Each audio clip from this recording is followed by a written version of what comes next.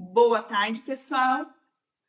Esperar alguns segundinhos só para vocês entrarem aqui para nós começarmos com um assunto. Hoje vamos falar de 3 princípios importantes na intervenção da criança com autismo na sessão de integração sensorial, combinado? Vou olhando às vezes aqui ao lado para acompanhar os comentários de vocês, as perguntas, tá bom? Então, acho que já dá para a gente começar. Primeiro ponto que eu quero levantar. Nem sempre a sessão de integração sensorial você vai conseguir seguir exatamente como está no livro. Nossa, mas como assim é? Bom, primeiro ponto. Quando o ES desenvolveu a teoria de integração sensorial, ela fez pautada em crianças com desenvolvimento típico, que tinha algum atraso na aprendizagem. Quando eu falo da criança com autismo, eu tenho um funcionamento cerebral diferente e também algumas dinâmicas que acontecem de uma forma específica. Por isso, o seu olhar precisa ser muito cuidadoso. A sua prática, ela nem sempre vai poder ser tão livre. Tá, mas o que isso significa? Vamos partir de alguns princípios?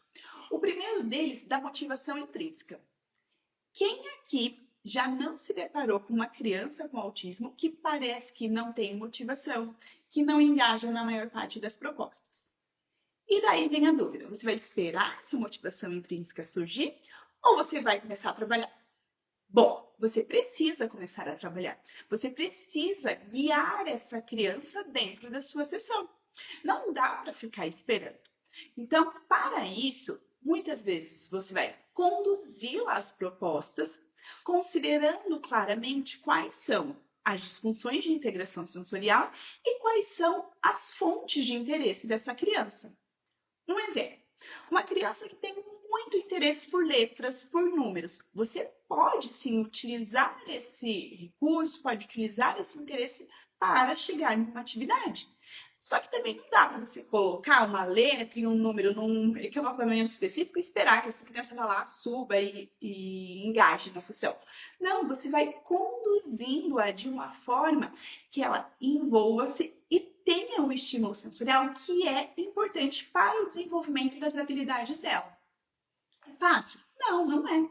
Você, em alguns momentos, vai ter muita resistência. Então, você tem que ser mais esperto do que qualquer outro momento e preparar esse ambiente de uma forma que essa criança nem perceba que ela está sendo demandada. Lembrem-se sempre do conceito de desafio na medida certa. A atividade ela não pode ser fácil demais, nem difícil demais. Você, como terapeuta, vai o tempo todo fazendo essa manipulação das demandas e ajustando-a conforme as respostas adaptativas da criança.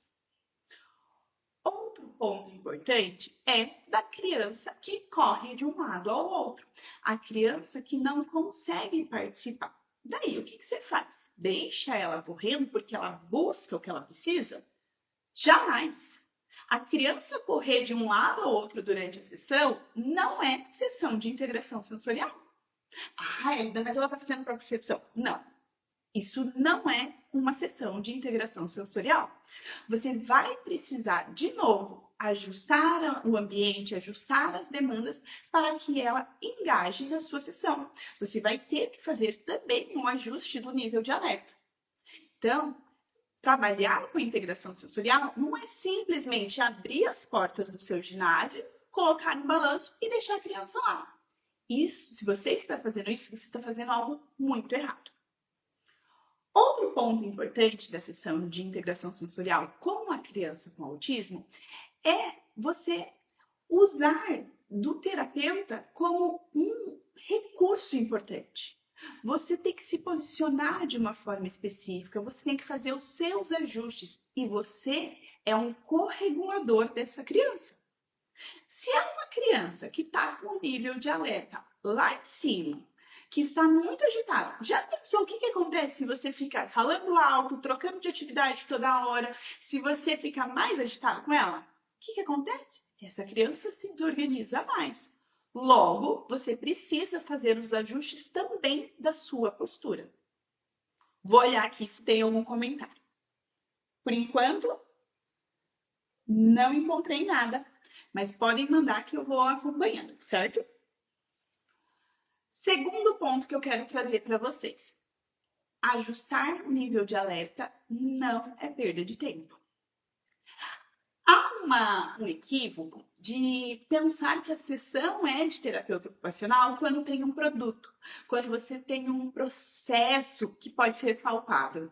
Então, às vezes, a gente fica tão ansioso de ir já para uma atividade que tenha produto final, que a criança encaixe alguma coisa, que ela faça um pareamento, ou que ela brinque de alguma forma. E tem terapeuta que minimiza a importância da regulação do nível de alerta. Eu sempre falo para os meus supervisionandos que dificilmente essa criança vai ter a mesma oportunidade em outras terapias. Então, você precisa, em primeiro lugar, regular esse nível de alerta. Mas como que eu vou regular o nível de alerta? Bom, você tem que conhecer as propriedades dos estímulos sensoriais. Quais estímulos sensoriais, por natureza, são mais estimulantes e quais são mais reguladores, quais acalmam mais? E frente a essas características, você vai observar a sua criança e fazer os ajustes da sua sessão. Dificilmente vai dar certo se você chegar com uma estrutura muito firme de sessão, porque a criança ela é vulnerável a alterações da rotina, a questões de comportamento que existiram, ao sono. Tudo isso influencia no rendimento da criança na sua sessão. Então, se você vai com algo muito quadradinho, achando que só vai funcionar daquela forma, a tendência é que sua sessão não dê certo. Então, dedique-se à regulação do nível de alerta. Às vezes, a criança nem vai apresentar para você todas essas respostas adaptativas, mas vai impactar no restante do dia dela, na participação dela na escola, na participação das outras terapias. E vai dizer o que é mais importante para nós, terapeutas ocupacionais. Uma tarefa feita na sala de IS ou então a participação dessa criança nas atividades que são importantes para ela e para a família. Então, vale essa reflexão, pense sobre isso e ajuste na sua próxima sessão. Pessoal, quero lembrar vocês que nós estamos numa campanha especial do mês de autismo e o curso Integração Sensorial, Raciocínio Clínico aplicado ao transtorno do espectro do autismo entrou numa super condição. Então, para saber disso, você tem que entrar no nosso grupo do WhatsApp, porque somente serão enviadas as informações por lá, certo? Agora, nós vamos para o terceiro ponto da nossa sessão, que mexe com muito terapeuta, que é, às vezes, você é uma grande demanda para a criança. Sim. Muitas vezes a gente se posiciona de uma forma para que a criança conecte rápido com a gente, para que ela brinque com a gente, para que ela participe ali dessa troca. Mas para a criança com autismo, somente a sua presença pode ser algo muito difícil. E estar na sua presença pode ser a maior resposta adaptativa que ela pode te dar naquele momento.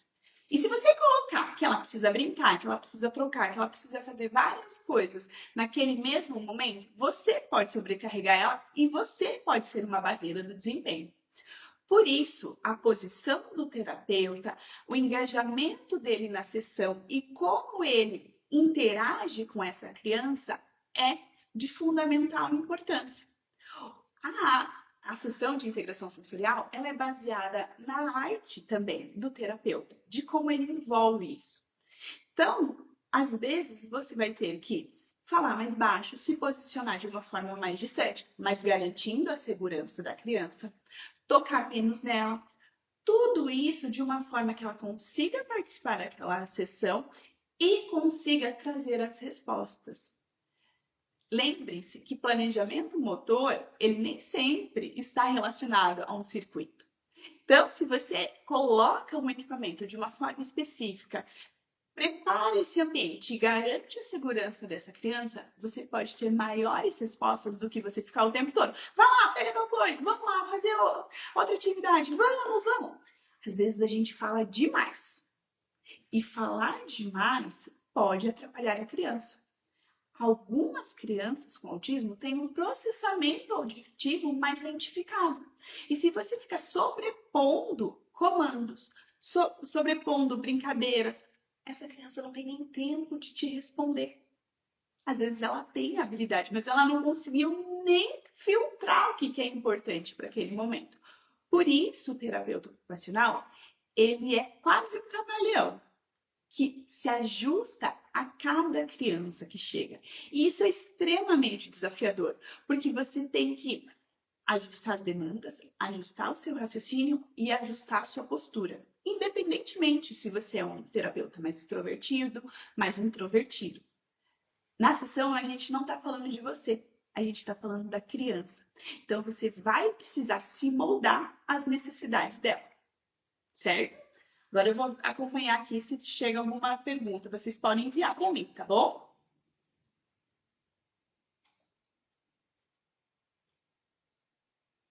Aqui no chat não tem.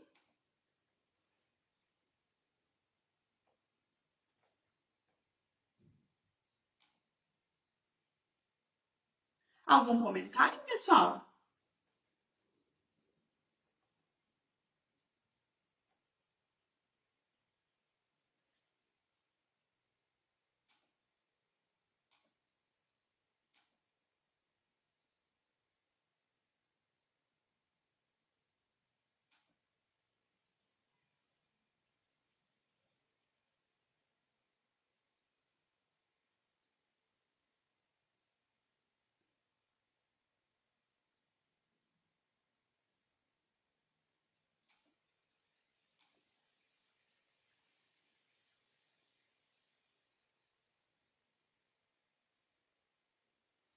Chegaram muitas perguntas na nossa caixinha de pergunta ali do Instagram. Uma delas foi se a criança com uma deficiência intelectual, um rebaixamento cognitivo, ela pode também ter junto um transtorno de processamento sensorial. E a resposta é sim. O que acontece é que você vai ter que avaliar com mais cuidado, isolando algumas informações ali para limpar e você chegar ao seu diagnóstico, tá bom?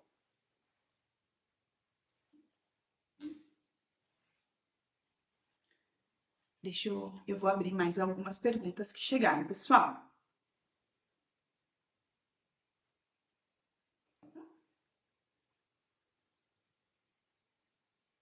Ah, deixa eu responder aqui. A Érica pediu sugestões de brincadeiras e atividades para regular nível de alerta. Bom, Érica, o que é importante? Qual é o nível de alerta basal dessa criança nesse momento? Porque, como eu disse, existem atividades que vão baixar esse nível de alerta e tem outras que vão levantar esse nível de alerta. Então, eu não consigo te trazer uma resposta somente com essa informação.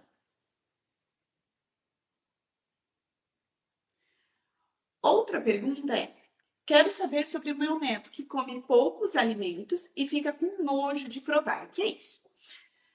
A alimentação é uma atividade altamente sensorial. Logo, se uma criança tem uma disfunção sensorial, também conhecido como transtorno de processamento sensorial, ela pode ter uma restrição importante à alimentação. Para identificar se realmente é sensorial ou se são outros fatores, como questões de comportamento, questões de motricidade orofacial, ou se isso está relacionado a uma rigidez, é importante que tenha, sim, uma avaliação. Até sobre isso, a rigidez e o transtorno de processamento sensorial, gente, isso pode coexistir. Porque se uma criança processa as informações de uma forma que não é adequada, se ela tem um desprazer enorme frente à alimentação, qual que é o comportamento mais lógico que se aconteça? De que ela evite outras formas, ela busque sempre aquela maneira que traz um conforto. E isso pode ser reforçado pela inflexibilidade cognitiva. Então, nem sempre também vai ser possível diferenciar o sensorial totalmente do comportamental, porque eles andam juntos.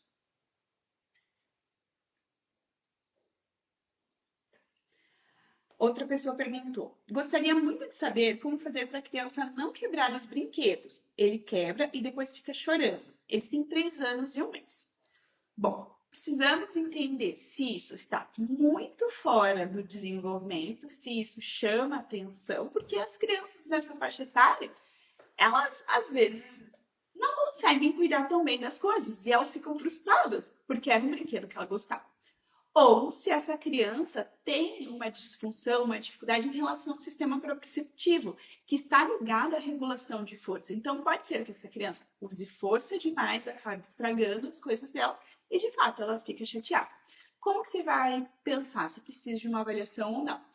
Veja se tem mais sinais disso no dia a dia dela. Então, ela acontece somente com os brinquedos, ou também ela aperta demais as pessoas, ela esbarra muito nas coisas, tudo que esteja relacionado ao planejamento motor, à imagem corporal. Acho que tinha. Eu perdi, gente. Passou outras perguntas aqui, eu não consigo voltar. Eu não consigo. Lembrando, aqui deixa eu retomar com vocês. Estamos com uma condição especial do mês do autismo relacionado ao curso Integração Sensorial, Raciocínio Clínico Aplicado ao TEA. Quem estiver no grupo VIP vai receber essa condição única que está relacionada ao preço, ao valor do curso e também com algum prêmio especial aí. Então, faça parte do grupo que você vai gostar dessa novidade. E no curso, gente, aprofundamos exatamente sobre como funciona o cérebro da criança com TEA, como que isso interfere na sessão de integração sensorial e com prática voltada a isso. Então, você vai ter um guia de atividades, vários guias de atividade, orientando quais são as estratégias legais de usar. Você vai ter orientações em relação ao desfraude, alimentação, estrutura visual. Fora que de bônus você tem acesso a 2 atendimentos na íntegra, para você acompanhar uma sessão de integração sensorial com crianças com autismo. Próxima pergunta. Como ajudar a criança que tem muita busca oral, morde muito os alimentos? Bom, busca oral, gente, é uma das coisas que as pessoas mais perguntam. E o que a gente precisa ter claro? A busca oral, ela pode estar relacionada ao processamento sensorial, então uma criança pode fazer isso porque ela tem uma baixa percepção, então ela usa a boca para receber mais informações. Isso pode estar relacionado a uma pobre ideação, ou seja, a criança não sabe o que faz com os objetos, não sabe o que fazer, então ela leva a boca, porque é um tipo de exploração mais simples. Isso também pode acontecer por uma hiperresposta, então a criança leva os objetos à boca, morde para gerar mais propriocepção e pode não ter relação com o sensorial. Para identificar, eu vou precisar avaliar e ver se faz sentido dentro do quadro da criança. A Jacira falou que ele não aperta as pessoas, parece ser mais relacionado aos objetos mesmo. Então, precisamos observar com mais atenção. Jacira, ele faz acompanhamento com outro terapeuta ocupacional? Eu perdi mais mensagem, gente. Eu vi que subiram aqui alguns comentários e eu não consegui acompanhar. Temos mais 3 minutinhos aqui de live. Bom dia! Gostaria de saber sobre uma criança, ainda sem diagnóstico, que fica sobrecarregada de estímulos apenas por sair do ambiente de casa. Ao retornar em casa, desliga por horas. Isso pode ser uma causa por sobrecarga sensorial, sim, tá? Porque, vamos pensar, é como se a gente tivesse um copinho, que para algumas pessoas esse copo, ele transborda mais fácil. E às vezes, somente de sair de casa, esse copo transborda.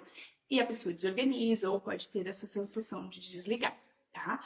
Então, é preciso avaliar o caso dessa criança em específico e o terapeuta ocupacional que atende não pode minimizar a questão de acúmulo sensorial. Às vezes essa criança aparece super bem na hora que ela está na sua sessão, no período da manhã, mas ao decorrer do dia a escola traz muitas queixas, a família traz muitas queixas, ela não consegue dormir à noite. Então isso podem ser sinais de sobrecarga sensorial.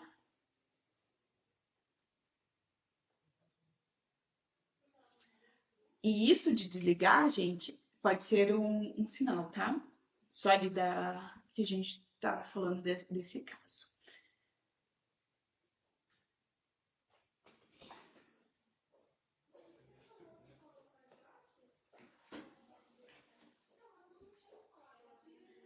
aqui. Eu consegui aqui, gente, o celular para acompanhar as perguntas, tá? Criança com TR regressivo pode sofrer repreensões quanto ao sistema sensorial, ficar com segurança gravitacional, por exemplo? Gente, essa questão de autismo regressivo é como que eu posso falar isso?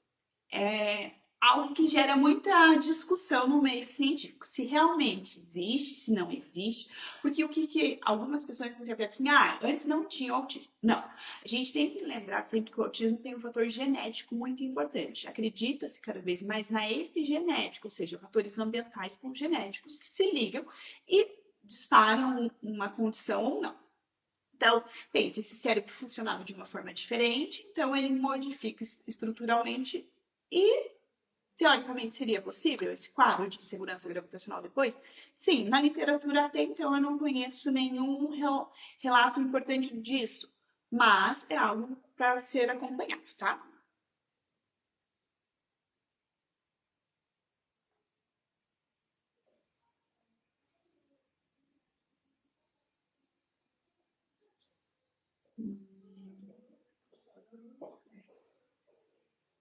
Tá. Outra pergunta. Como ajudar uma criança TEA que tem muita sensibilidade nas mãos, não aceita atividades com tintas, massinha, areia, argila, etc.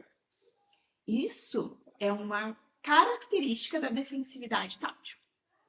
Crianças com defensividade tátil, ou seja, hiperresposta, uma resposta aumentada ao sistema tátil, aos estímulos táteis, podem ter dificuldade em participar de tarefas que envolvam materiais de pintura, normalmente são resistentes a várias atividades de vida diária, que envolvem muito toque.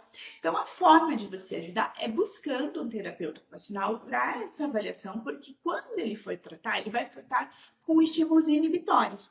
Ele não vai tratar com a exposição dessa criança ao estímulo. Quando você expõe a criança ao estímulo de forma deliberada, você pode piorar o quadro dela.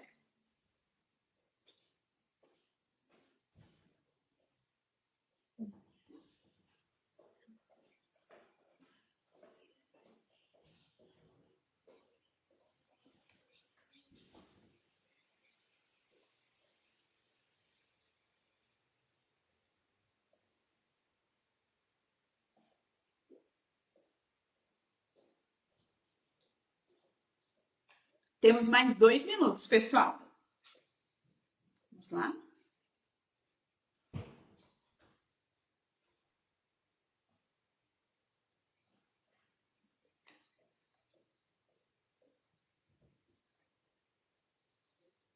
Bom, acredito que é isso. As perguntas que chegaram na nossa caixinha, nós vamos respondendo. E se vocês quiserem, nós podemos abrir uma outra live somente de perguntas e respostas. Quem topa? Quem quer, coloque aqui que sim, para eu saber. E não esqueçam da nossa campanha especial do mês do autismo, tá bom? Espero vocês no nosso grupo. Acompanhem as nossas páginas, tanto no Instagram quanto no YouTube. Sempre tem muito material para todos vocês. E vejam o nosso Reels de hoje, que fala sobre como amarrar o cadarço de uma forma diferente. Então, vejo vocês na próxima, pessoal!